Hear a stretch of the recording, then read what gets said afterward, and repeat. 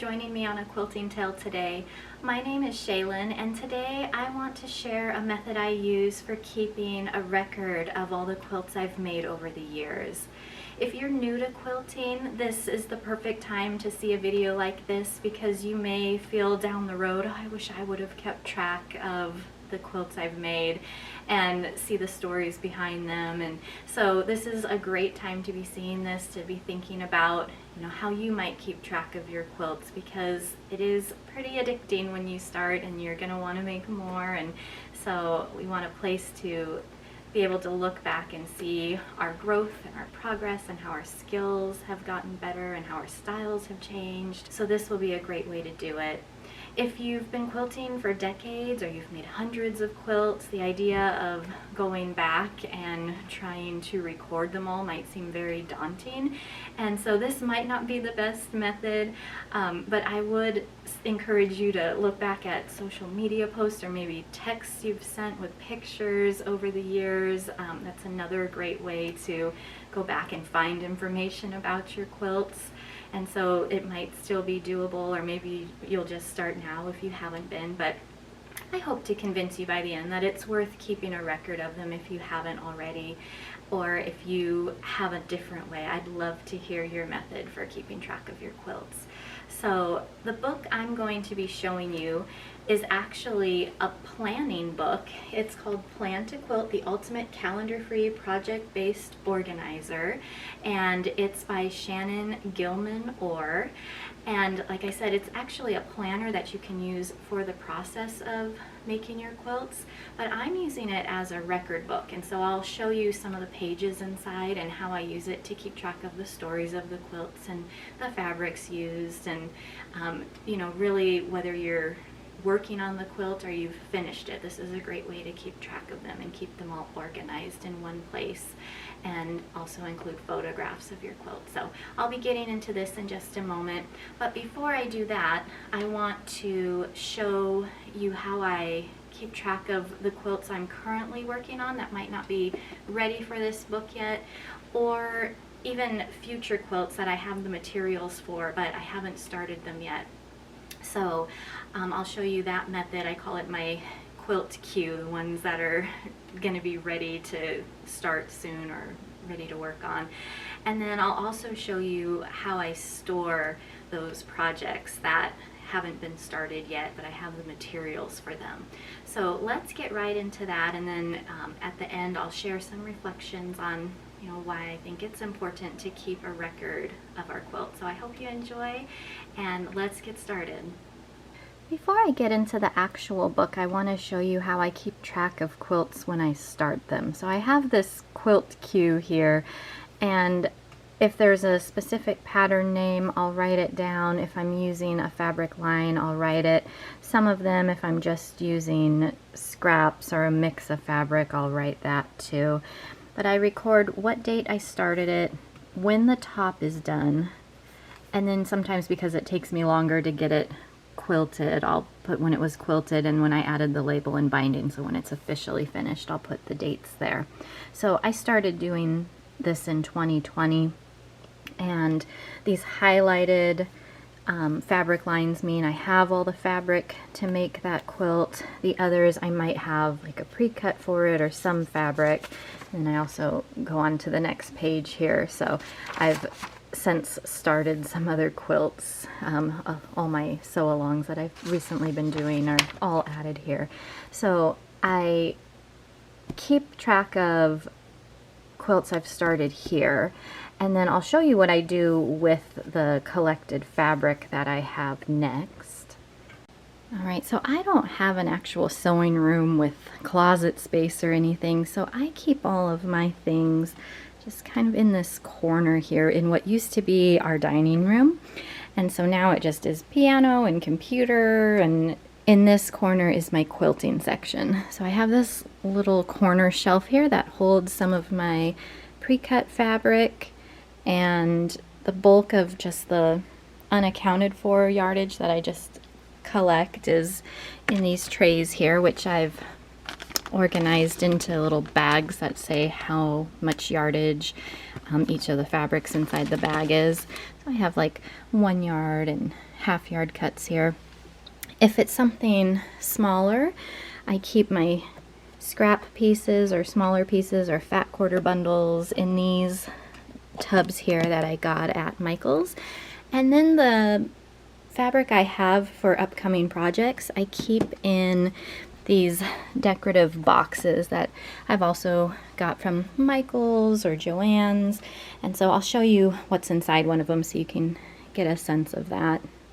Alright, so inside this box I have a pattern here called Cordelia, and on the back, you know, it tells me what I need. I have my fat quarter bundle, I have my backing fabric here. The only thing that I don't put in these boxes are the background fabrics if they're solid colors, because I usually have whites and creams on hand down below there. I try and keep lots of that stocked. So inside the box I just put the pattern and the main fabrics for it. Alright, so now let's talk about the actual record keeping of the quilts. I don't use this as an actual planner like I showed you. I have a page where I keep track of the fabrics I have and when I start and the quilt process here. So I use this Plan to Quilt book to record finished quilts, or I might start recording them even if they're not done. But I don't really use it as a planning tool, but I could see it being a great planning tool, and I'll show you why. So the first page is an author's note, and then there are pages telling you how to use the sections. I have put some fabric wish lists on here. That's the next page. Just kind of keeping track of fabric that I know is coming. The pattern wish list, I transferred some of the ones that I have most of the fabric for on here. Just another way to keep track, but it's kind of redundant. I just like to fill the pages in here. But this is where I start to keep track of my quilts. You could use this as a plan sheet. You can see it's a project checklist for the name of the quilt, when you need it by, how much of a priority is, you could rate, and then each step of the quilting process, you can check it off as it's done. I have yet to use this in the middle of a quilt because I'm trying to record them in order, and I have several finished quilts I need to get in here. So I've just been putting my finishing dates, just the month and the year, instead of the due date. And then I just marked, you know, if it was for someone, it was a higher priority. If it was just for myself or for fun, you know, I mark it lower. And then because these are finished quilts, I just check all the way across the side. On this, again, if you're trying to plan, these would be great pages to keep track of any materials you still need to get. I just, under the shopping list portion, have been putting what materials were needed. The colors in here are what's important. They're color coded, so it starts with this dark burgundy color, then it goes to greens, and then there's another page that has blues and purples and pinks. And so the first color, the dark burgundy, will always carry over, and there's a few pages in here that also have the dark burgundy on the bands. So you can see all these colors on the edges here that correspond to these pages here, or these colors on these first few pages. So it's kind of like an index. I think I'll go through and number these also just to keep track of them a little better, because when you get past all the shopping pages, it gets into the first quilt and it leaves it blank where you can number them. I put them in based on when I started the quilt, because sometimes I have multiple quilts going, and even though I started one before another, sometimes I'll finish one I started afterward sooner than the one I had started before it, and so I just base it on the start date. Some of these I did years ago, like this one's 2009 was my first quilt, and so I couldn't remember all the details about it. I remember it was a pattern we found online, but I can't find it and don't have it printed out anymore. So some of the things are left blank, and if you do this as a record and your quilts go way back, you might have just vague details about it. But now that I've been more intentional, as my quilts get recorded further along, I'll have more information. But I did have some scraps left, which you can glue in, or you can just write information in here. You can record if it was pieced, applique, or English paper pieced. You can use colored pencils or markers to put the main colors in there. There's recipient information or occasion. And so I really like those spaces because I want to record the story of the quilt, and that is part of the story.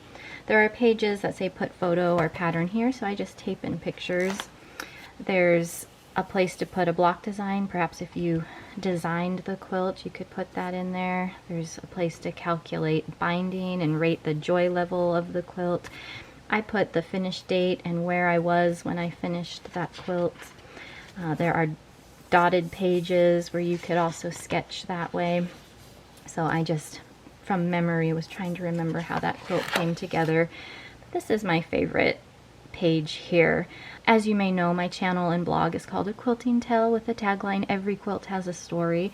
And so this part is the part I appreciate the most. There's some guiding questions to get you thinking about how this quilt came about, and then just any notes. I put sometimes lessons that I've learned or just anything I want to remember about the process. So some of my quilts I have scraps still, and then others I had hardly anything. Like this baby quilt I made my daughter. This was the only fabric I still had, and so I said very little remnants left for swatches. But again, I could go back in and write what it looked like, or if you take an up-close picture of a quilt, if you have one, you can also just see it there as well.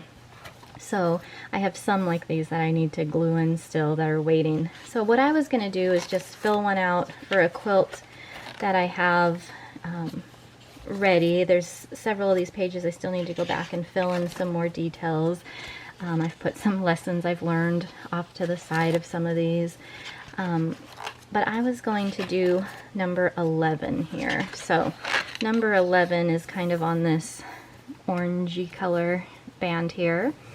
And so I have just been pulling notes about the quilt, and fortunately my more recent ones I've used, Facebook or Instagram to show the quilt, and so I was able to go back there or look at cell phone pictures and find dates on them to help me fill in when I've taken pictures of these, because I know I take a picture as soon as something is done or I get through a step, so that has been helpful in filling this out.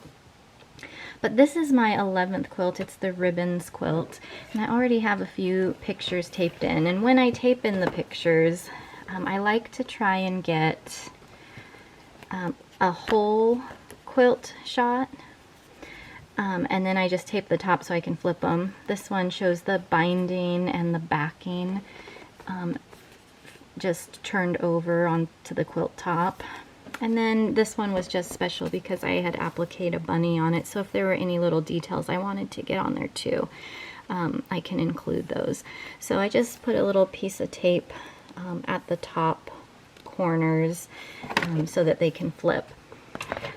But when I fill in the book here, I like to use, these are my grading pens from school, these little felt tip pens. I like all the different colors in here. But I like to pick a color that's kind of in the quilt, which you don't have to do, but it's just something that makes it extra fun for me. So this is quilt number 11. And when I think about the difficulty of it, when I started, a lot of things felt difficult. So now I think about it, is it kind of for a beginner, intermediate, or an advanced quilter is kind of how I look at it now, and I'd say this is a really beginner-friendly quilt. It's called, the pattern is called Ribbons. The designer is Donna Jordan from Jordan Fabrics. This was a free pattern. that used 1-layer cake, almost the whole thing. And then off the pattern, I got the finished size is 50 inches by 63 inches. I started it on May 17th, 2020. It didn't have a pattern number, and it was pieced by me. And I just kept it, so I'll just put recipient self. There wasn't really an occasion or event for it, so I'm just going to leave it as is. And the quilt actually happens to be right above me here, so that's the ribbons quilt, so I can look at it and see the colors in there. And so I might put as the main colors, there's a lot of bright blue in there is what really stands out to me as the main color. And I just find something that's as close as I can. Then there's red and green and black, I think, are the most predominant secondary colors. So I guess not predominant, but they're pretty strong in there as well. And then I have some corals and light blue. I don't really have a coral color pen, so I'll just find the one that's maybe closest to a coral. Yeah, and then there's light blue in there. So it just gives me an idea of the main colors in the quilt. And there is a lot of white in there too, so I'll leave that one blank for white. Okay, and then when I do the swatches portion, this is the fabric. And this fabric line was by Benertex, so let me just write this in here. And it's called Folk Art Fantasy.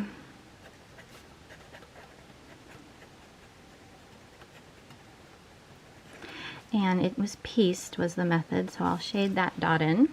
I'm ready to do the swatches, and I don't have a whole lot of fabric left from this because it one of the things that were appealing about it was that it used a whole layer cake, and it really did. I only have, I had to order additional border fabric, my binding, this was the backing, this was part of the border, so I didn't really have any of the other really cute fabrics that were in here, but that's okay. So for the main fabric, it's mostly blue, and so this is just from those scrap tubs that I showed you. This one I think is the 3.5 inch size. I have strips of these, and so I might just cut out a little piece of this. So just with my fabric scissors here, and maybe I'll just keep a piece of that bunny on there, so as I make it shorter, just trying to fit it in the box there, I can just go like this, and just a regular glue stick I think works nice because then it doesn't make the pages all wrinkly like liquid glue does.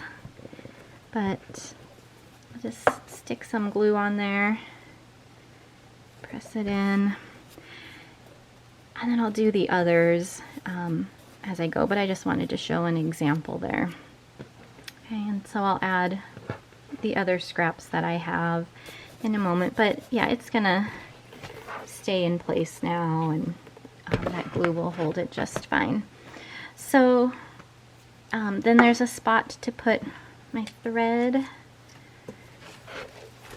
and I'm at the point now where I always use the same thread for my piecing unless there's special colored thread for the top quilting.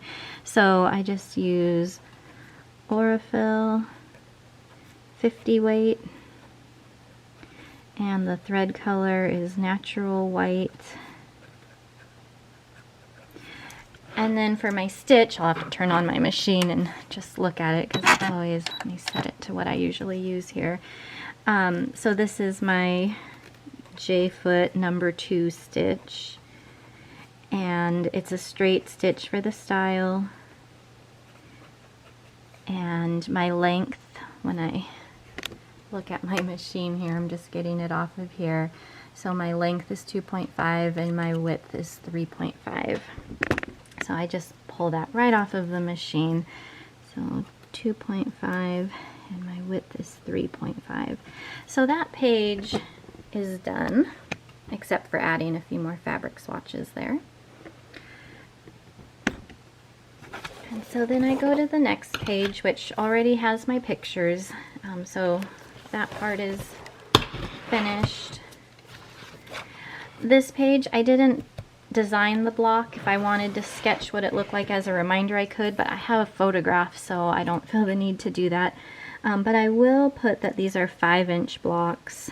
And I usually put the finished size, but you could always put in parentheses if it's finished or unfinished. And oops, it's actually unfinished, so I'm going to put 5 inches unfinished as 4.5 finished.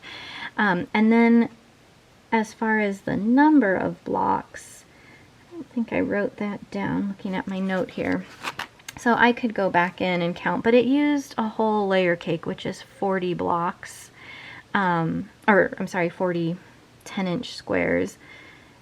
And then they're cut into 4 pieces, so that would be 160. So there'd be 160 of those squares in there. And then I don't need to calculate the binding or anything, because that's all provided in the pattern, but there is a spot for that. And then joy level, I actually really liked this quilt. I finished it in less than a week. I loved the fabric. I loved how quickly it came together, and then the appearance of it. So it was one of those ones where it was fast but also looks really nice. And so it's actually one of my favorite quilts once all the quilting and binding and everything came on. So I finished it on July 16th, 2020. And I always just put where I was when I finished it, so.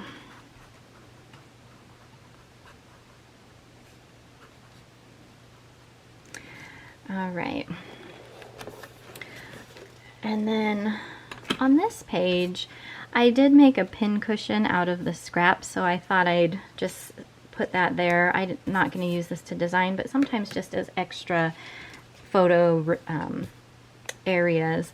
And then this one I took for my website. I started taking pictures of quilts outdoors because the lighting was just so much better and prettier scenery. And so I did go back to some former quilts I already had in here and added some outdoor photos. So for those, I just tape in, and since I'm not going to be flipping this one, I'll just put some on the bottom too. But I just kind of all around the picture there. Alright, so there's just a few more, and if I had any notes I wanted to add about it, I could add it there. So let me show you the last page now. It's my favorite one because this is where I can keep notes and write the quilt story. And if you've seen my blog or just heard the name of my channel here, A Quilting Tell, the tagline is "Every quilt has a story," and so that's what I really appreciate about this book, is that it gives you a place to record it. So to give you an idea of what I wrote in the notes section, I just talked about it being made out of a layer cake and why I picked the colors, who quilted it and where, and the quilting design that was put into it, the top and bottom thread colors when it was quilted, and that I appliqued a bunny with a zigzag stitch in it, and the quilter put in some features in that bunny.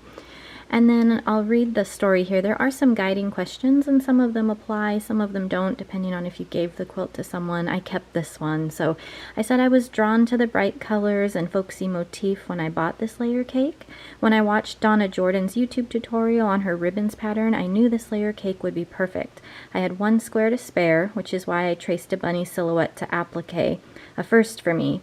At the time, my daughters were all about watching the bunnies in our yard, so it felt right including one in the corner. Cora, who's my youngest, was very helpful with choosing which block went where. So this is just a nice place to put any memories about the quilt, and fortunately, because I've been posting the last couple years my quilts on social media, I can go back and find notes that I took on them or stories that were included in case I forgot. I also just want to make a couple corrections. The reminder about that spare square to make the bunny, and looking back at the picture, I remembered I had a border in here that took some of those layer cake pieces, and so I ended up going back and counting the actual blocks in it, and so I need to correct, there are only 107 blocks in this one. I thought that seemed high. And then I also double checked because it felt wrong as I was writing it. Aurafill with an I in the middle there, I corrected. So I do have things scribbled out in here. I just don't let it get to me because that's just the nature of writing in pen. So I'm going to show you some final pictures that I have for my remaining quilts. As you can see, I have lots of sticky notes in these end pages here that I need to still fill in. So some of these quilts are completely done. Some of them are in the process or need to be quilted. And so I ended up going back and numbering the front pages that I said could be used like an index or even a table of contents. So I gave them numbers up to 48, and looking at my sticky notes that are placed in here, I have 30 quilts to record, or will have 30 quilts by the time I'm done filling these in. So I'll need a new one of these books soon, but the colors again will correspond to the pages here, but I can also keep track of the numbers to fill in the number blanks. So the last thing I just want to show you as I share some final thoughts are some photos of finished quilts here that I'm going to include in this album that I already had printed out. And like I said, taking the pictures outdoors, I started doing that just because the picture quality was so much nicer, and I try to get a picture of the whole quilt and then some up close detail pictures, like this is the backing and it shows the thread color on there, and this one shows some of the quilting. So I'm just gonna flip through these last pictures here as I share some of these final thoughts. I really like this idea of keeping a journal about my quilts with photographs. I think this will be fun to look at, and especially if you try to take nice photographs of your quilt, it'll just make it that much more enjoyable to look back and see your years of progress and growth, or how you've stretched yourself to try new patterns. I know I can see from some of my earlier ones that I did more simple patterns, or sometimes, you know, I wasn't watching my points and my points would be cut off, and I'd write about those lessons that I learned along the way, things to pay closer attention to. So it really is a good way to see your growth and keep track of the quilts that maybe you've given away and you haven't seen in a long time, just to remember those and who you gave them to, or you could write about their reactions receiving it. I also think of this as kind of a way to pass something on to future descendants who might inherit a quilt of mine. It's a way to keep track of those stories and why the quilt was made, or what it meant to me to make it. And so it's really just your journey of you as a quilter. It's just another good way of keeping it. And I know I have inherited some quilts from great grandmothers and great aunts, and I would have loved to have their stories about why they made it. Some of them I don't really know a whole lot about them, and so I think about that too, that it's a way to just preserve the stories of your quilts. So maybe this will inspire you to start somewhere. Even if you can't go back to the very beginning, you can start now, or look back at social media or pictures you've texted that might have dates on them that can just get you started with the quilts that you've made more recently. Or if you're a new quilter, that's kind of a nice thing, is you can think about it ahead of time instead of saying, oh, I wish I had done that. You can start that now. And if it's just too burdensome, or you know, it's not something you feel like you can keep up with, and you know, you can stop or just make little notes and fill it in and make it look nice later. But it's just a way to keep track of these quilts you've put a lot of time and thought into, and be able to look back at them and see your quilting journey. So I'd be curious to hear what you do to keep record of your quilts, if you do at all, or maybe you have a different method, whether it's digital or a physical record. Please, if you feel compelled to, share in the comments what you do. And even if you don't end up recording or using this method, I hope you at least enjoyed seeing my process and just reminiscing about some quilts with me over this video. I appreciate you watching, and I will see you next time.